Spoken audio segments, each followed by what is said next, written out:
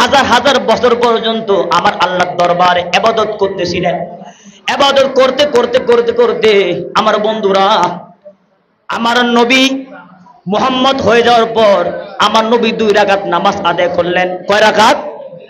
বলুন না, কয় রাকাত? 2 রাকাত। 2 রাকাত নামাজ কেমন করে পড়লেন দেখুন। এই বাচ্চারা, এই 2 রাকাত নামাজ কিয়াম করেছে 1000 বছর। খেয়াল করিয়েন, কিয়াম দাঁড়িয়েছিলেন 1000 বছর, রুকুতে 1000 বছর, রুকু থেকে আবার দাঁড়িয়েছেন 1000 বছর, সেজদা গিয়েছেন 1000 বছর, দ্বিতীয় সেজদা গিয়েছেন 1000 বছর। এভাবে হাজার হাজার বছর আমার বন্ধুরা 2 রাকাত নফল নামাজের মাধ্যমে আমার নবী ইবাদতের মধ্যে অতিবাহিত করে দিলেন। জোরে বলুন না সুবহানাল্লাহ। আমার আল্লাহ বলেন, ইয়া রাসূলুল্লাহ, আপনার এই ইবাদত করার পর আমি আল্লাহ খুশি হয়ে গিয়েছি, আপনার উপর রাজি হয়ে গিয়েছি। ইয়া রাসূলুল্লাহ, আপনি কি চান? আপনি যা চান আমি আল্লাহ আপনাকে সব দিয়ে দিব। জোরে বলুন সুবহানাল্লাহ। এবার নবী তো একটা সুযোগ পেলেন। খেয়াল করিয়েন, নবী একটা সুযোগ পেলেন। এখনো নবী দুনিয়াতে আসেন নাই। খেয়াল করিয়েন, এখনো আসে নাই। নবী সুযোগ পেলেন।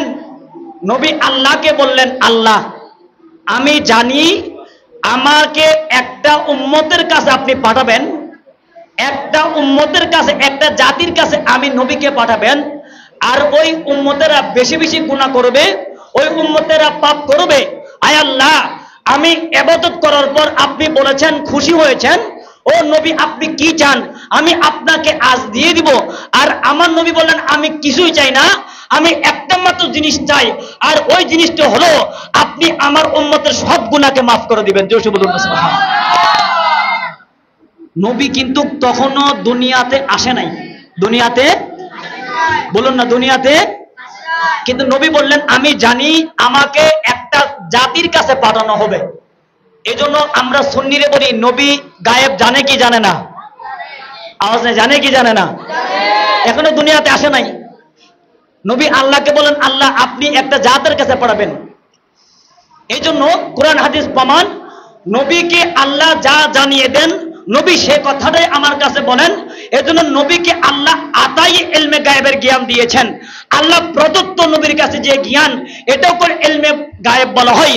নবী গায়েবের সন্ধান দিতে পারতেন। এজন্য নবী বললেন, আয় আল্লাহ, আপনি আমাকে এমন একটা জাতির কাছে পাঠাবেন, ওই জাতি গুনাহ করবে, আমি আর কিছু চাই না, আপনি আমার উম্মতের গুনাহকে মাফ করে দেন। জোরে বলুন সুবহানাল্লাহ।